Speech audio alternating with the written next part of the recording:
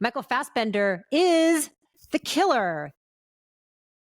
The titular role, Christine Alonso here, this is based on a French graphic novel, which I have not read, but I am interested in. If you guys have read it, let us know. If you're new to us here, we are delighted to have you. Thank you so much for subscribing. If you've come on board in the last couple days, couple weeks, we reached our goal of 25,000 subscribers by the end of the year, and we're just going to keep plowing through, and we're delighted to have you come aboard, especially this time of year when big stuff is happening. Stick to your plan. Trust no one. Michael Fassbender stars as an assassin. I don't think he has a name. Nope, never named. And he has many names. He has many names, none of which are his own, I don't think. We see him on a job in the beginning, and there's this whole running monologue. He is very cool and placid, and he is staking out a window across the way in Paris. He's got a job to do.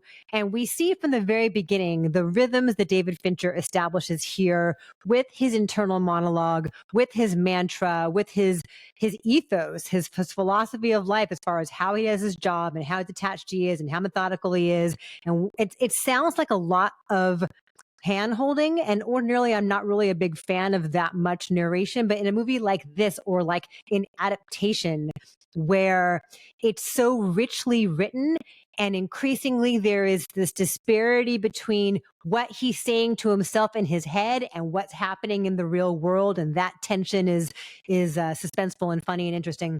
So this job goes wrong, and the entirety of the film is him trying to track down what happened here and the repercussions of that. And it takes him from one location to the next to the next. I had such a blast watching this movie because it is just empty, enjoyable style. It is just fun. It's just slick and well made and darkly funny. It kind of feels like the kind of movie we don't really see that much anymore. We talk a lot about like mid-budget 90s movies that we don't really see that much of anymore. We just did Death Becomes Her on our Patreon for this month's Off the Menu offering. And like that kind of like mid-budget, mid-90s dark comedy with like big stars, and it doesn't matter, and the fate of the world is not at stake, but it's interesting and well written and well acted. So I love the pacing of this. I love the use of the Smiths songs in this, which is a thing that Fincher added to it to help us get inside of his mind. And maybe it's like one or two too many, but I love the Smiths, so I really enjoyed it. And it's not just there to be like ironic commentary on what he's doing. There's a really cool moment early on where like we're looking through the scope of his sniper rifle, and How Soon Is Now is blaring in his head right when it goes, wow, like the focus comes into focus in his sniper rifle scope. I thought that was a really cool use of it. But then sometimes like something really gruesome is happening and you hear, come to wish you an unhappy birthday. So I enjoyed that. There's a running bit with the aliases that he uses throughout, which I thought was very funny. And just Michael Fassbender's like cool inscrutability and how menacing that can seem and mysterious and fascinating, I thought was really good. And I enjoyed the globetrotting, and I enjoyed the one pivotal scene with Tilda Swinton. Yeah. Titans acting opposite each other. I love that scene. What'd you think? Yeah, I mean, I think that we kind of came away liking and disliking the same things, but overall it seemed to work more for you. I enjoyed it. There's a lot that worked for me. This is written by the guy who wrote Seven, so, that's a reunion of sorts. And I don't know much about the original graphic novel, except apparently the Fassbender character is it's kind of his assassinations are sort of political, whereas in this one he's very resolutely apolitical. Yeah. And that doesn't come into it at all. So that's sort of an interesting take. And yeah, he's very much a Gen Xer between the Smiths and the choices of aliases that he uses. Mm-hmm. You can definitely pinpoint him culturally. I just kind of felt like, I'll tell you, here's part of the thing. I saw this at Venice, and it was one of 3 movies about hitmen that I saw. Oh. And it was just kind of like, oh my God. And this movie doesn't have anything new to say about the idea of the hired killer. But what it does do is sort of just unpack the minutia of this guy and what he does and how he does it.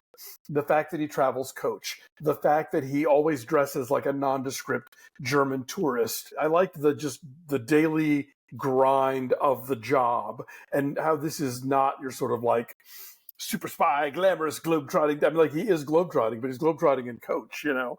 And he's not glamorous at all. No, as you say, in what he dresses and where he goes. And yeah. So I don't know, I was just kind of mixed about it. I did give it a fresh tomato, you know, but I don't know. I think it just left me feeling like, I get the point is that this character has no real identity, but either go further in that or like, I don't know.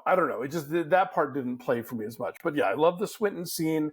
There are some individual sequences that are dynamite. It's interesting to see his plan come together because it's so sort of piecemeal. But when it all sort of, you know, turns out the way it's going to be is kind of cool. And it's also, I like the fact that, like, this is a guy who, when he needs gadgetry, he orders it off Amazon, you know, like he doesn't have, you know, Q sending him, you know, stuff or whatever. I mean, you and I talk about, when Ben was still hanging out with us a lot, he also loved this, like, process movies, people who are good at their job and how they go about the nuts and bolts of how they do their job. And we have seen so many assassin movies over the years. And this is thankfully not the tried and true, like, One Last Job movie, which is such a trope of assassin movies. What were the other two that you saw at Venice? This really unbearable Harmony Korine movie called Aggro Drift. Oh, yeah. And then Richard Linklater's new movie, Hitman. Right. With Glenn Powell. Yeah. Is he the titular hitman? Yes and no. And you'll see why when you see We'll get to that eventually, yeah. Michael Fassbender, I did not realize this, is now like a race car driver. Oh, I didn't know like either. Starting in 2017, this is why his choice of roles is so like rare. Like it's very sporadic because this is a thing that he's really devoting his time to. I read an article with Fincher explaining his use of the Smiths songs, and in it also he was saying that like Michael Fassbender is like so tied up with the auto racing season that they had to get him when they could get him. Wow. Okay. I had no idea. It explains why he's like the leanness you need to do that job also informs how he looks here, and I guess how he looks. He's a veritable Frankie Muniz. Yeah, no, that's right. That's what he's doing too.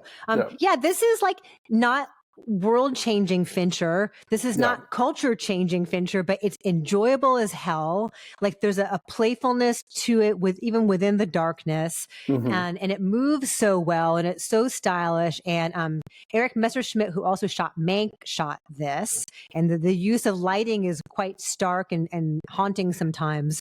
And I think he also shot Ferrari. Oh, neat. Cool. Yeah. Also, we got to mention the Trent Reznor, Atticus Ross score. Besides the Smith songs, you know, they are frequent collaborators with Fincher, and that kind of gives a mysterious edge to it, like a melancholy mystery that is so very much their vibe with him. So I dug it. I had fun. Like, does it aim to change the world? No, but it does what it does so well that I had a really great time. So what's your number? I gave it a 6. I mean, like I said, I'm still fresh on it.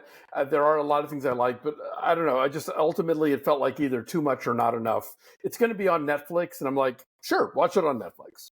I kind of think a Fincher movie is an event, though, and needs to be seen in the theater. And it looks so great that you should see it. For a lot of folks, it is, and absolutely, yes. I'm going to say 8.7. This is a blast, and it does what it does so well. So The Killer, in limited release this weekend, and will be on Netflix starting November 10th, right? That sounds right, yes. Soon-ish, so go check it out.